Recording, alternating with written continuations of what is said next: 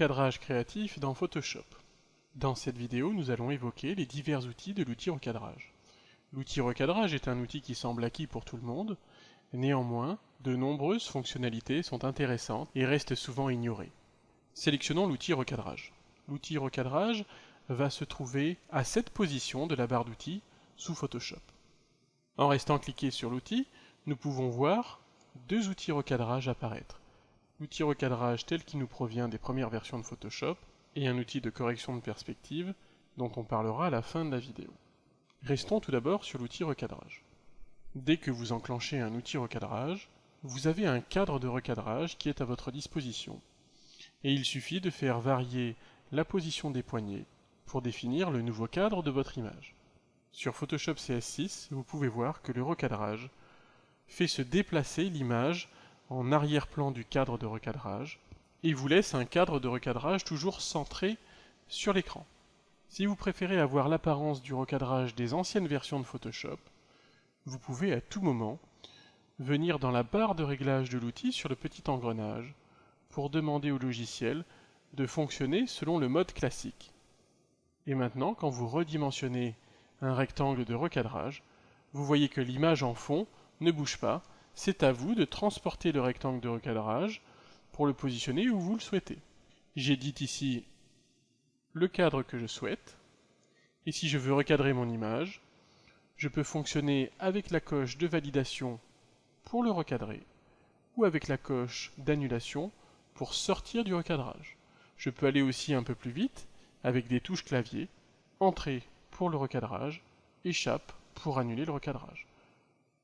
Je valide ici avec la coche de validation. La photo est maintenant recadrée.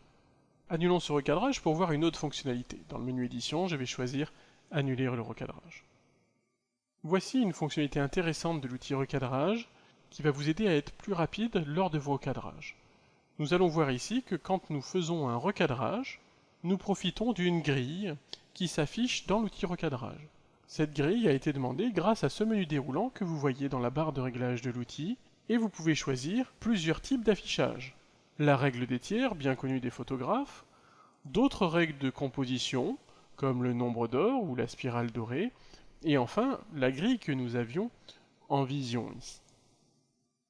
Eh bien, nous allons nous servir de cette grille pour faire un recadrage en pivotant aussi le cadre, car nous voudrions que la ligne de toit de ce bâtiment soit horizontale. Ce qui n'est pas le cas ici, vous pouvez le voir. Eh bien, mon recadrage étant défini, je peux sortir sans cliquer des limites de mon recadrage et vous voyez que j'obtiens un outil de rotation. Je peux rester cliqué ici et faire pivoter ma grille de recadrage. Enfin, sur CS6, c'est plutôt la photo qui pivote, mais le résultat est le même.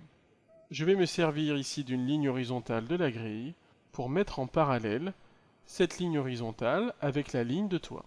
Voici chose faite, je peux valider maintenant mon recadrage. Grâce à cet outil recadrage, j'ai pu recadrer et pivoter en même temps la photographie, ce qui est assez intéressant.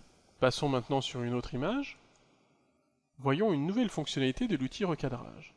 J'aimerais recadrer la photo pour faire disparaître l'échafaudage ici à gauche de l'image. Mon but ici est d'éditer une carte postale, et j'aimerais que l'outil recadrage, en plus de recadrer l'image, me mette automatiquement l'image à la bonne définition et au bon réglage d'impression pour une carte postale.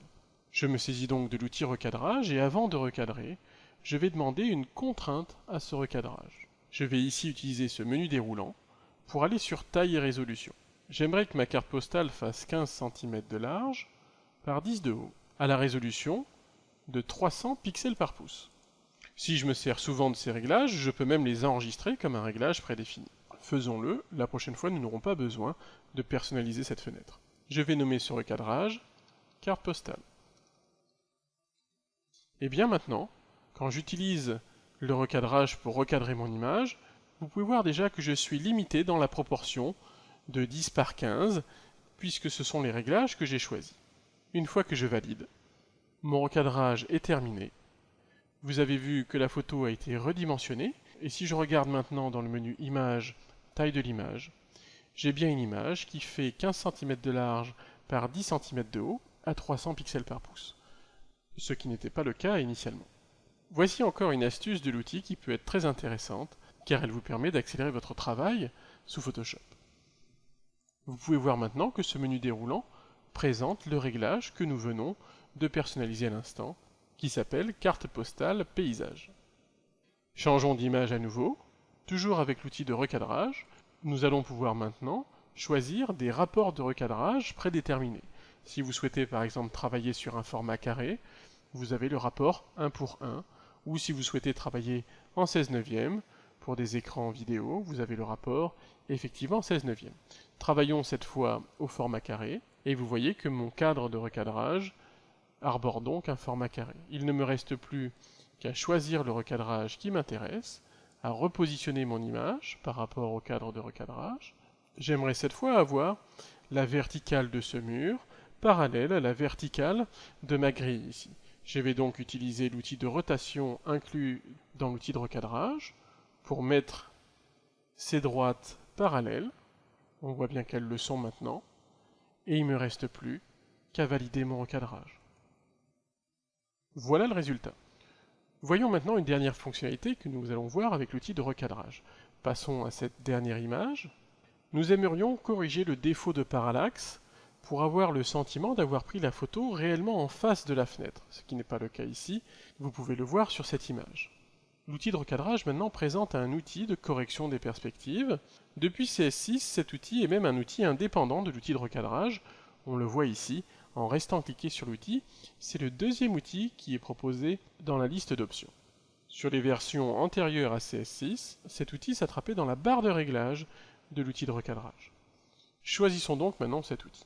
Son maniement est assez simple, il vous suffit maintenant de définir, à l'aide de cet outil et du plan qu'il va créer, un nouveau plan pour le recadrage.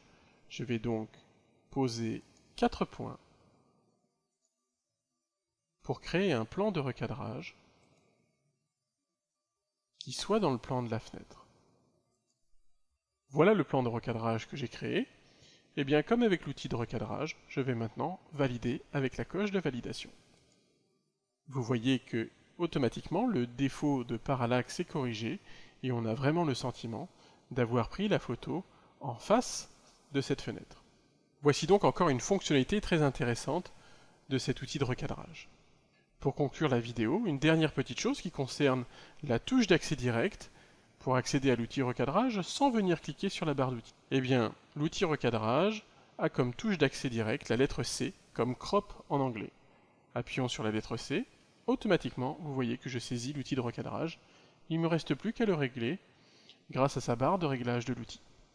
Et bien voilà ces quelques fonctionnalités qu'il faut connaître lorsque l'on parle de l'outil recadrage et qui, vous l'aurez apprécié, vous permettent d'accélérer vraiment le traitement de vos images.